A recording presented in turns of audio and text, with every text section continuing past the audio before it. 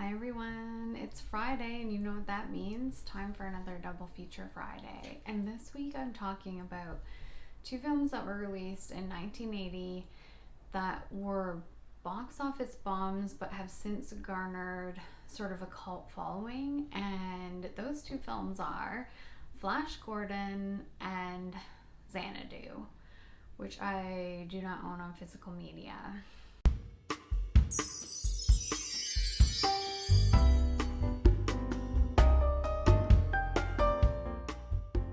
Let's start with Flash Gordon. I got this Arrow video re-release. This is a gorgeous, gorgeous version of this film. Now, Flash Gordon, I had seen it once before and I kind of misremembered, I think, parts of the plot. Flash Gordon stars Sam Jones as Flash Gordon and Max von Sydow as Ming and Melody Anderson as Dale. And if you haven't seen this movie, I think it's worth checking out, especially on this new release. It looks so good. Flash Gordon is based on a comic that was popular in the 1930s, and I think they also were short films, or they released like weekly in sort of episodes, but in the cinema I'm not quite sure, but there was film adaptations of it before this movie was made. Dino De Laurentiis wanted to make a film version in the 70s, 80s, probably because of the popularity of Star Wars. And Star Wars only got made because George Lucas loved Flash Gordon but didn't have enough money to buy the rights to make his own Flash Gordon film, so instead he wrote Star Wars, which was hugely influenced by Flash Gordon, which is so crazy because if he had enough money, it's possible that Star Wars wouldn't even exist. I do think that if George Lucas had made his version of Flash Gordon, it probably would have fared better than this movie did, especially if you compare it to Star Wars. There's a lot of similar elements in this film, but I feel like they're not as well done as Star Wars. The relationship between Flash and Dale is one thing that I found kind of hard to believe. It was maybe love at first sight, but I don't know. For me, it's like a little bit of a stretch, but maybe I'm just cynical. My favorite character in this film is played by Brian Blessed, Lord Volton. He's the leader of the Hawkmen or Hawk people. He is such a larger than life character, and Brian Blessed is just that person in real life. This release comes with a couple commentary tracks, and I love to watch commentary tracks, and this morning I watched the one with a commentary by Brian Blessed, which if you kind of don't like this film, which I feel like I was more on the fence about it before this morning, watch it with that commentary track. This guy is so passionate about the film, and it's quite obviously one of his most favorite projects that he's ever worked on, and it will just win you. I mean, it won me over, so I can't guarantee it'll win you over, but it might be worth a shot. There are some problematic elements in this movie that I don't think that I'm qualified to speak about, which is maybe some racial appropriation in the alien or extraterrestrial races. I mean, Max von Sydow plays Ming the Merciless. That's questionable. Another problem with this movie that I had was Ming's relationship with his daughter, and the daughter is played by Ornella Muti. She is so beautiful, but there's some weirdness in their dynamic that made me kind of uncomfortable. There's a lot of, I kind of feel like, inappropriate behavior between, well, it goes both ways actually, so I don't know, it's kind of, like I said, it's a little bit of a sexier film than you might expect, because it does seem like it would be more geared towards younger people potentially, especially given that it's based on a graphic novel. And I would say Star Wars is pretty, there's violence and relationships, and there's some mildly adult content in Star Wars, but I think, you know, it's geared to kids. I don't know about this film so much. It's really good. It's really fun.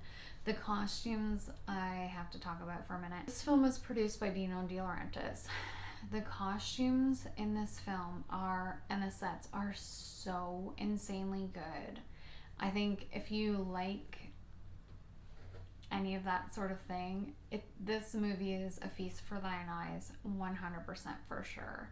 It is so visually stunning that I would say check it out.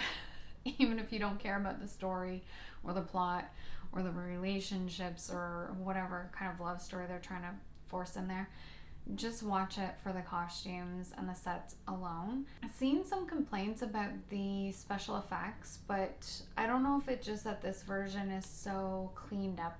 They did such a good job restoring the film. The special effects didn't really bother me at any point. I thought everything looked great.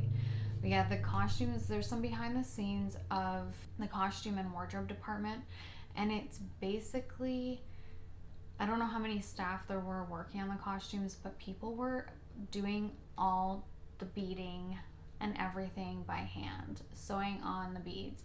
And I don't know if you can sort of see, but Max von Sydow was wearing this huge collar. It's all beads. This is an illustration of it, but you can kind of tell.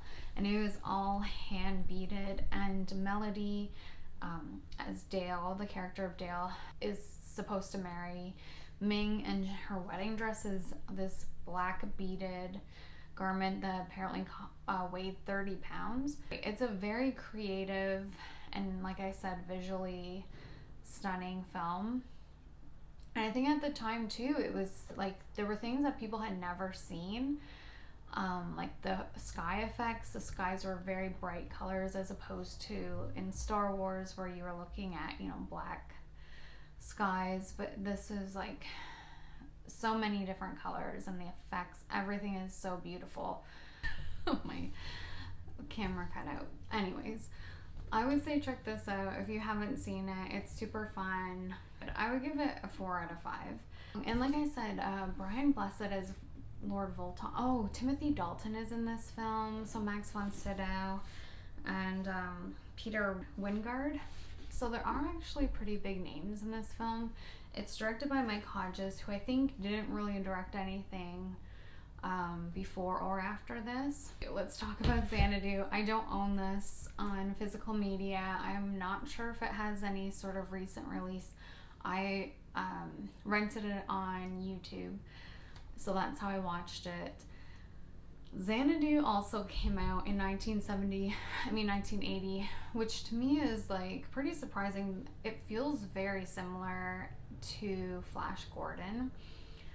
It's based on an old Rita Hayworth film. I think there were a bunch of different iterations of this story before Xanadu was made. Sorry, I try not to do too much research about these films that I watch before I do these videos, because I do want it to be sort of more of an emotional review and not just regurgitating information from other sources. So that is why I'm always underprepared, because I want to just give you my feelings on the film. That's just how I want to do it. So that's why a lot of times I don't really know that much of the backstory.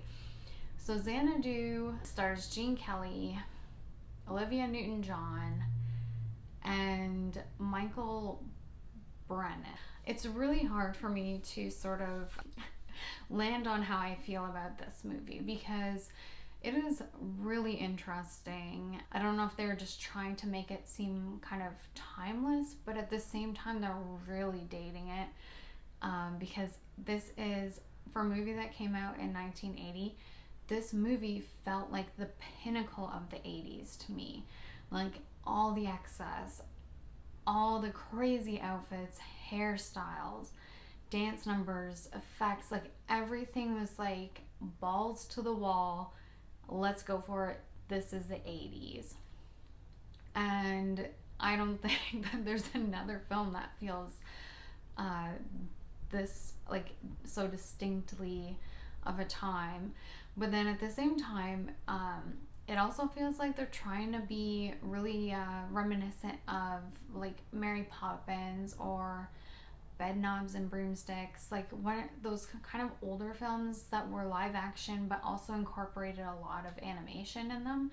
There's a whole animated sequence in this film where the two leads, Olivia Newton-John and her love interest Sunny, where there's an animated sequence where they're goldfish, and I don't know, it's strange, but I really enjoyed that part. The music, oh, I forgot to mention that Flash Gordon, the music was done by Queen, and it was a huge deal, and it is amazing. That's another thing that makes that film so good. The theme song, the Flash Gordon theme song, when that kicks in at any point, it just like, this movie is so much better because of this score or soundtrack. Similarly, Xanadu's score and soundtrack was done by Electric Light Orchestra. Some songs were performed by them and some were performed by Olivia Newton-John. But even though this movie was a total bomb from the beginning, people loved it. It was like the highest selling soundtrack at the time. It's a great soundtrack. I think Olivia Newton-John, her acting or her dialogue scenes, the writing wasn't that great. There are times where she's supposed to be, I think, really cutesy and playful, but it doesn't come across. I think it's the writing more than her. I think this is the first film that I've seen her in. I haven't seen Grease, and she is just such a gem. Honestly, I loved her performances in this film. I thought she did so, like the musical performances and the dancing. All the dancers in this film are like the most gorgeous people. Okay, hopefully that's the last time that my camera cuts out.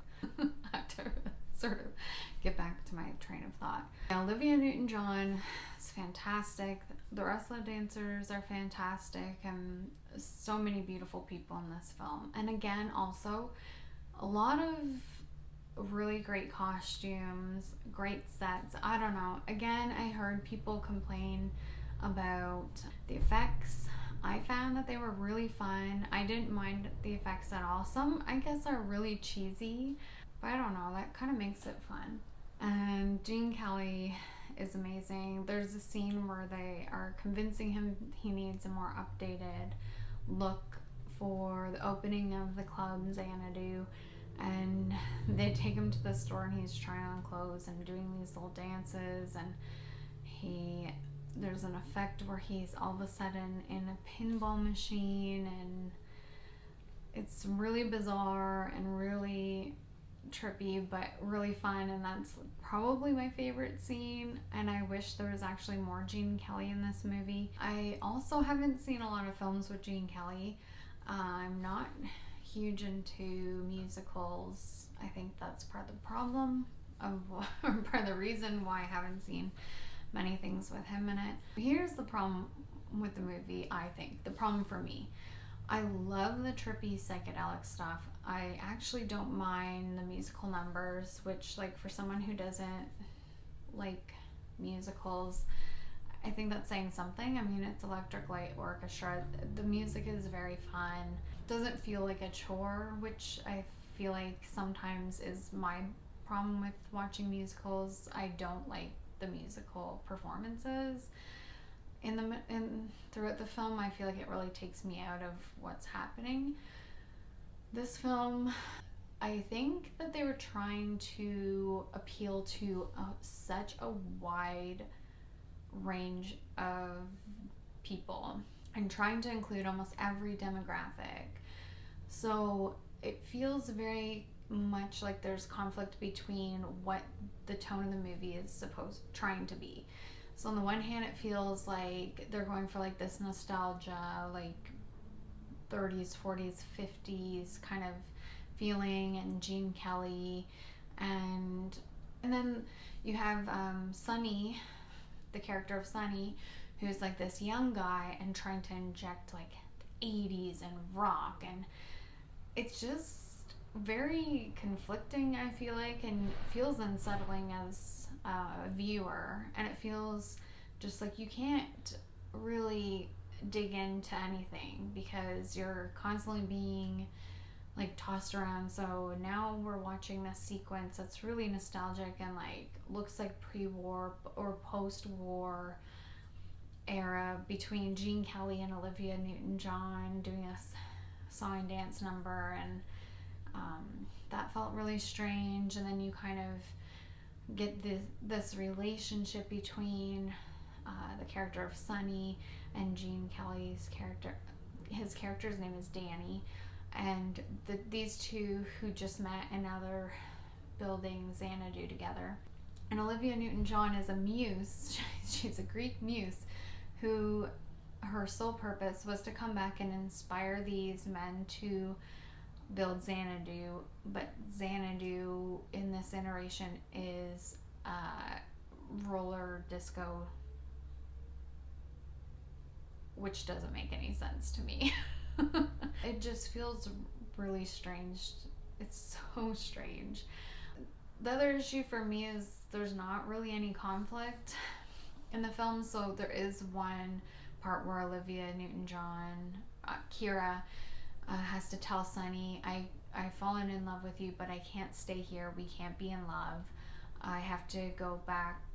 What you don't know about me is I'm a muse. And he's like, shut up, I don't want to hear about it. I don't want to know anything about you, which is really strange when you're in love with someone. I think you would want to know more things about them.